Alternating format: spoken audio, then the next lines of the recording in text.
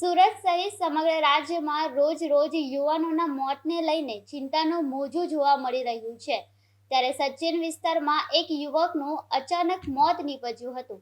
Dying મિલમાંથી કામ કરીને ઘરે આવ્યા બાદ અચાનક છાતીમાં દુખાવો ઉપડ્યા બાદ તેનું મોત નીપજ્યું હતું।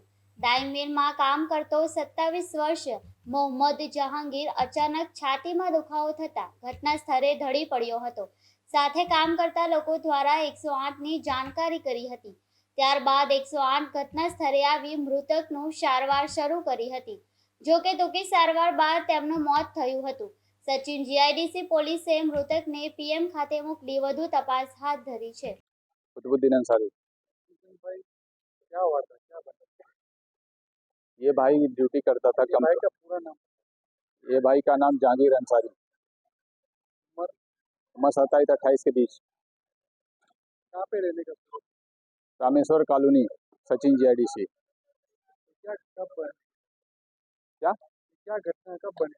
ये घटना तो मैं आज अभी सुबह में सुना। ये कल 9 बजे ड्यूटी गया, उसके बाद सुबह में पता चला कि ऐसे ऐसे बात हो गया। एम्बुलेंस से यहाँ लेके आए तो यहाँ पे आया तो देख मतलब पता चला कि एक्सपायर हो गया है।